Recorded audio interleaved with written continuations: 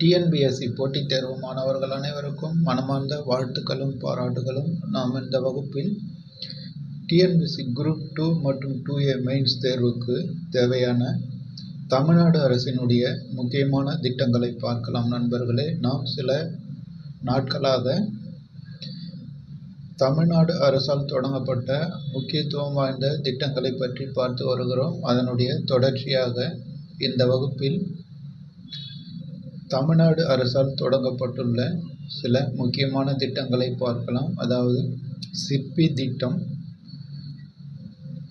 பள்ளி இல்ல நூலக திட்டம், அதற்கடுத்து தொடர்ந்து கற்போம் திட்டம் என்ற 3 திட்டங்களை பார்க்கலாம் நண்பர்களே. அதாவது நாம் குரூப் 2 மற்றும் 2A மெயின்ஸ் தேர்வுக்கு ஒருங்கிணைந்து இந்த வகுப்புகளை பார்த்து வருகிறோம் நண்பர்களே. அதாவது 2 தேர்வுக்கும் பொதுவாக உள்ள தலைப்புகளை எடுத்து அதில் முக்கியத்துவம் வாய்ந்த திட்டங்களை பார்த்து வருகிறோம். அதாவது குரூப் 2 மற்றும் 2A மெயின்ஸ் தேர்வுக்கு 2க்குமே பொதுவாக உள்ள தலைப்பு தான் இந்த டெவலப்மெண்ட் அட்மினிஸ்ட்ரேஷன் ஆஃப் தமிழ்நாடு, அதாவது தமிழ்நாட்டின் வளர்ச்சி நிர்வாகம் என்ற தலைப்பானது 2 தேர்வுக்கும் பொதுவானது நண்பர்களே. அதாவது 2 தேர்வுக்கான பாடத்திட்டத்திலும் இது கொடுக்கப்பட்டுள்ளது.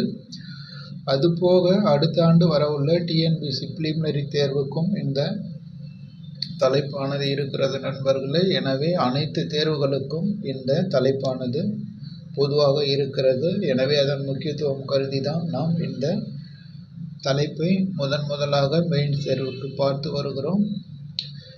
இந்த தமிழ்நாடு அரசினுடைய திட்டங்கள் முடிந்த பிறகு அதற்கடுத்து முக்கியமான தலைப்பை பற்றி பார்க்கலாம் நண்பர்களே. ஏற்கனவே நம்முடைய வகுப்புகளை பார்க்காதவர்கள் நம்முடைய யூடியூப் சேனலிலும் டெலகிராம் சேனலிலும் பதிவேற்றம் செய்யப்பட்டுள்ளது நண்பர்களே. பாருங்கள், மிக மிக முக்கியமான திட்டங்கள் எல்லாவற்றையும் அதில் பதிவேற்றம் செய்யப்பட்டிருக்கிறது. கட்டாயமாக மெயின்ஸ் தேர்வுகளில் அதிலிருந்து கேள்விகள் வரும் நண்பர்களே. எனவே பார்க்காதவர்கள் பாருங்கள். இப்பொழுது அதனுடைய தொடர்ச்சியாக சில திட்டங்களை பார்க்கலாம். முதலாவதாக சிற்பி திட்டம், அதாவது ஸ்டூடெண்ட் இன் ரெஸ்பான்சிபிள் போலீஸ் இனிஷியேட்டிவ், இதனுடைய சுருக்கம் தான் நண்பர்களே சிற்பி திட்டமாகும். அதாவது திரும்பவும் சொல்லுகிறேன், சிற்பி என்பதனுடைய விரிவாக்கம், அதாவது SIRPI, சிற்பி என்பதனுடைய விரிவாக்கம் ஸ்டூடெண்ட் இன் ரெஸ்பான்சிபிள் போலீஸ் இனிஷியேட்டிவ் என்ற அர்த்தம் தான் இந்த சிற்பி திட்டமானது. இது எப்பொழுது தொடங்கப்பட்டது என்று பார்ப்போம். 2022ஆம் ஆண்டு இந்த சிற்பி திட்டமானது தொடங்கப்பட்டது நண்பர்களே. யாரால் தொடங்கப்பட்டது என்று பார்த்தால் தமிழ்நாடு காவல்துறையால் இந்த சிற்பி திட்டமானது தொடங்கப்பட்டுள்ளது. கவனமாக புரிந்து கொள்ளுங்கள் நண்பர்களே, இது வித்தியாசமான கேள்வி. இதுவரை பார்த்த திட்டங்கள் அனைத்தும் தமிழ்நாடு அரசால் முதலமைச்சரால் தொடங்கப்பட்டவையாகும். இது தமிழ்நாடு காவல்துறையால் தொடங்கப்பட்ட திட்டம் நண்பர்களே, கவனமாக புரிந்து கொள்ளுங்கள். அதாவது 2022ஆம் ஆண்டு தமிழ்நாடு காவல்துறையால் இந்த திட்டம் தொடங்கப்பட்டுள்ளது. இதனுடைய நோக்கம், அதாவது சிற்பி திட்டத்தினுடைய நோக்கம் பள்ளி மாணவர்களை நல்வழிப்படுத்துவது. அதாவது பள்ளி மாணவர்களை நல்வழிப்படுத்துவது இந்த சிற்பி திட்டத்தின் நோக்கமாகும். அதற்கடுத்து இதனுடைய சிறப்பம்சங்கள், அதாவது சிற்பி திட்டத்தினுடைய சிறப்பம்சங்கள் என்னென்று பார்க்கலாம். இந்த திட்டம் சிறார் குற்றங்களை தடுக்கவும், போதைப்பொருள் உள்ளிட்ட தீய பழக்கங்களை தவிர்க்கவும் அறிமுகப்படுத்தப்பட்டது. இந்த திட்டம் சிறார் குற்றங்களை தடுக்கவும், போதைப்பொருள் உள்ளிட்ட தீய பழக்கங்களை தவிர்க்கவும் அறிமுகப்படுத்தப்பட்டது. அடுத்து இத்திட்டம் சென்னை மாநகராட்சியின் 100 பள்ளிகளில் காவல்துறையால் செயல்படுத்தப்படுகிறது. அதாவது சென்னை மாநகராட்சியில் மட்டும் 100 பள்ளிகளை தேர்ந்தெடுத்து காவல்துறையால் இந்த திட்டமானது செயல்படுத்தப்படுகிறது. அதாவது இதனுடைய முக்கியமான சிறப்பு அம்சம் என்னவென்று பார்த்தால், சிறுவர்களுடைய குற்றங்களை தடுப்பது மற்றும் அவர்களை தீய பழக்கத்திலிருந்து காப்பாற்றுவது தான் இந்த திட்டத்தினுடைய சிறப்பு அம்சம். அதற்கடுத்து ஒவ்வொரு பள்ளியிலும் தலா 50 மாணவர்கள் தேர்வு செய்யப்பட்டு புதிய சீருடை வழங்கப்பட்டு பயிற்சி அளிக்கப்படுகிறது. அதாவது சென்னை மாநகராட்சியில் 100 பள்ளிக்கூடங்கள் தேர்ந்தெடுக்கப்பட்டு அந்த ஒவ்வொரு பள்ளிக்கூடத்திலும் 50 மாணவர்கள் தேர்வு செய்யப்பட்டு புதிய சீருடை வழங்கப்பட்டு அவர்களுக்கு பயிற்சியும் அளிக்கப்படுகிறது. இத்திட்டத்தின் கீழ் மாணவர்களுக்கு நல்லொழுக்கம், நாட்டுப்பற்று, விளையாட்டு பயிற்சி, அவசர கால எண்கள் குறித்த விழிப்புணர்வு போன்ற பல்வேறு பயிற்சிகள் அளிக்கப்படுகிறது. கல்வி நிறுவனங்களுக்கு அழைத்துச் செல்லுதல், சுற்றுலாவிற்கு அழைத்துச் செல்லுதல் போன்றவைகளும் இந்த திட்டத்தில் அடங்கும். அதாவது மாணவர்களுக்கு நாட்டுப்பற்று மற்றும் விளையாட்டு பயிற்சி போன்ற பயிற்சிகள் அளிக்கப்படுகிறது. அதுபோக கல்வி நிறுவனங்கள் மற்றும் சுற்றுலா தலங்களுக்கும் அழைத்து செல்லப்படுகிறார்கள். இதுதான் இந்த திட்டத்தினுடைய சிறப்பு அம்சம் நண்பர்களே. அதாவது சிற்பி திட்டத்தினுடைய விவரங்கள் இவ்வளவுதான். அதற்கடுத்து இரண்டாவது திட்டம் பள்ளி இல்ல நூலக திட்டம். அதாவது பள்ளி இல்ல நூலக திட்டம், school house library scheme. School house library scheme இது 2022ஆம் ஆண்டு ஆகஸ்ட் மாதம் தொடங்கப்பட்டது நண்பர்களே. அதாவது இந்த பள்ளி இல்ல நூலக திட்டம் எப்போது தொடங்கப்பட்டது என்று கேட்டால் ஆகஸ்ட் மாதம் 22ஆம் ஆண்டு தொடங்கப்பட்டது. இதனுடைய நோக்கம் என்று பார்த்தால் புத்தகங்கள் வாசிப்பதை ஊக்குவிப்பது. அதாவது பள்ளி இல்ல நூலக திட்டத்தினுடைய நோக்கம் புத்தகங்கள் வாசிப்பதை ஊக்குவிப்பதாகும். இதனுடைய சிறப்பு அம்சங்கள்: இந்த திட்டம் சென்னை மாநகராட்சியின் கீழ் செயல்படும் அனைத்து அரசு பள்ளிக்கூடங்களிலும் செயல்படுத்தப்படுகிறது. அதாவது சென்னை மாநகராட்சியின் கீழ் வருகிற அனைத்து அரசு பள்ளிகளிலும் இந்த திட்டமானது செயல்படுத்தப்படுகிறது. அதற்கடுத்து இந்த திட்டத்தின்படி 4ஆம் வகுப்பு முதல் 12ஆம் வகுப்பு வரை பயிலும் மாணவர்கள் நூலகத்தில் இருந்து புத்தகங்களை வீட்டுக்கு எடுத்து சென்றும் பயன்பெறலாம். அதாவது 4ஆம் வகுப்பு முதல் 12ஆம் வகுப்பு வரை பயிலும் மாணவர்கள் புத்தகங்களை நூலகத்தில் இருந்து எடுத்து சென்று வீட்டிலும் படிக்கலாம். அதற்கடுத்து இத்திட்டத்தின் மூலம் மாணவர்களின் வாசிப்பு திறன், எழுதுதல், பேசுதல், ஓவியம் வரைதல் மற்றும் விளையாட்டு திறனும் மேம்படுத்தப்படுகிறது. அதாவது இந்த பள்ளி இல்ல நூலக திட்டத்தின் மூலம் மாணவர்களின் வாசிப்பு திறன், எழுதுதல், பேசுதல், ஓவியம் வரைதல் மற்றும் விளையாடும் திறன் ஆகியவை மேம்படுகிறது. இதில் முக்கியமான கேள்வி என்று பார்த்தால் இந்த திட்டம் எப்போது தொடங்கப்பட்டது என்று கேட்பார்கள். அதாவது பள்ளி இல்ல நூலக திட்டம், ஸ்கூல் ஹவுஸ் லைப்ரரி ஸ்கீம் எப்போது தொடங்கப்பட்டது என்று கேட்பார்கள். ஆகஸ்ட் 2022. இதனுடைய முக்கியமான நோக்கம் என்னவென்று கேட்பார்கள். புத்தகங்கள் வாசிப்பதை ஊக்குவிப்பது.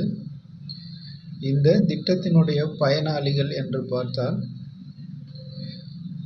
சென்னை மாநகராட்சியின் கீழ் செயல்படும் அனைத்து அரசு பள்ளிகள், அதில் 4ஆம் வகுப்பு முதல் 12ஆம் வகுப்பு வரை பயிலும் மாணவர்கள் இந்த திட்டத்திற்கான பயனாளிகளாக இருக்கிறார்கள். இவ்வளவுதான் நண்பர்களே பள்ளி இல்ல நூலக திட்டத்தினுடைய தகவல்கள். இதில் குரூப் 2A மெயின்ஸ் தேர்வுகளில் கண்டிப்பாக கேட்பார்கள்.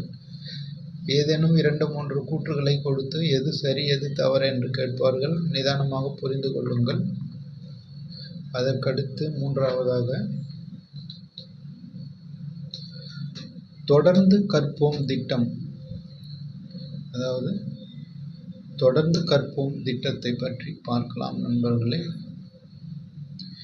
இது எப்போது தொடங்கப்பட்டது என்று பார்த்தால் 2023ஆம் ஆண்டு தொடங்கப்பட்டுள்ளது. அதாவது தொடர்ந்து கற்போம் திட்டம் எப்பொழுது தொடங்கப்பட்டது என்று கேட்டால் 2023. அதனுடைய நோக்கம், தொடர்ந்து கற்போம் திட்டத்தினுடைய நோக்கம் பள்ளிக்கு வராமல் இடைநின்ற மாணவர்களை கண்டறிந்து மீண்டும் பள்ளிக்கு வரவழைப்பது. அதாவது படிப்பை பாதியிலே விட்ட மாணவர்கள் அவர்களை கண்டறிந்து மீண்டும் பள்ளிக்கு வரவழைப்பது. அதாவது பள்ளிக்கு வராமல் இடையில் நின்று போன மாணவர்களை கண்டுபிடித்து மீண்டும் அவர்களை பள்ளிக்கு வரவழைப்பது தான் இந்த திட்டத்தினுடைய நோக்கம். அதாவது தொடர்ந்து கற்போம் திட்டத்தினுடைய முக்கியமான நோக்கம். அதற்கடுத்து இந்த தொடர்ந்து கற்போம் திட்டத்தினுடைய சிறப்பம்சங்கள். இந்த திட்டத்தின் கீழ் 10ஆம் வகுப்பு பொதுத் தேர்வில் தேர்ச்சி பெறாத மற்றும் வருகை புரியாத மாணவர்களுக்கு சிறப்பு பயிற்சி வழங்கப்படுகிறது நண்பர்களே. அதாவது 10ஆம் வகுப்பு பொதுத் தேர்வு எழுதி தேர்ச்சி பெறாத மாணவர்கள், அதற்கடுத்து தேர்வுக்கே வராத வருகை புரியாத மாணவர்கள், அதாவது இடையில் நின்ற மாணவர்கள், அவர்களை கண்டறிந்து அவர்களுக்கு சிறப்பு பயிற்சி வழங்கப்படுகிறது. அதற்கடுத்து அந்தந்த உயர்நிலை பள்ளிகள் மற்றும் மேல்நிலை பள்ளிகள் ஆகியவற்றில் பட்டதாரி ஆசிரியர்களை கொண்டு அவர்களுக்கு பயிற்சி அளிக்கப்படுகிறது. அதாவது அவர்கள் எந்தெந்த பள்ளியில் கல்வி கற்றார்களோ அல்லது இடையில் நின்றார்களோ அந்தந்த பள்ளியிலே அவர்களுக்கு பட்டதாரி ஆசிரியர்களை கொண்டு பயிற்சி அளிக்கப்படுகிறது. மாணவர்களின் வருகை மற்றும் அவர்களது வாராந்திர தேர்வுகளின் மதிப்பெண்கள் ஆகியவை EMIS தளத்தில் பதிவேற்றம் செய்யப்பட்டு அனைத்து நிலைகளிலும் கண்காணிக்கப்படுகிறது. அதாவது அந்த மாணவர்கள் தொடர்ந்து வருகிறார்களா இல்லையா என்பதையும், வாரம் நடக்கக்கூடிய மாதிரி தேர்வுகளில் அவர்கள் எவ்வளவு மதிப்பெண்கள் எடுக்கிறார்கள் என்பதையும் EMIS என்ற தளமானது தொடங்கப்பட்டு அதன் மூலம் அவர்கள் கண்காணிக்கப்படுகிறார்கள். இதனுடைய முக்கியமான நோக்கம் என்று பார்த்தால், கல்வியிலிருந்து பாதியில் நின்றவர்கள், அதாவது பள்ளிக்கு வராமல் இடையில் நின்று போன மாணவர்கள் மீண்டும் தொடர்ந்து கல்வி கற்க வழிவகுப்பது தான் இந்த தொடர்ந்து கற்போம் திட்டத்தினுடைய முக்கியமான நோக்கம். இது 2023ஆம் ஆண்டு தொடங்கப்பட்டது. அதற்கடுத்து 10ஆம் வகுப்பு பொதுத் தேர்வில் தோல்வி அடைந்த மாணவர்களையும் கண்டறிந்து அவர்களுக்கும் சிறப்பு பயிற்சி அளித்து இந்த திட்டத்தின் மூலம் அவர்களை தொடர்ந்து கல்வி கற்பதற்கான ஒரு வாய்ப்பு ஏற்படுத்தப்படுகிறது.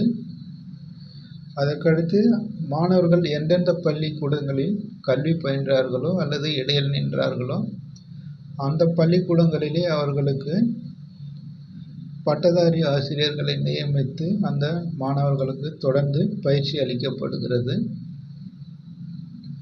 அதுபோக மாணவர்கள் தொடர்ந்து வருகிறார்களா இல்லையா என்பதையும் அந்த EMIS தளம் கண்காணிக்கிறது.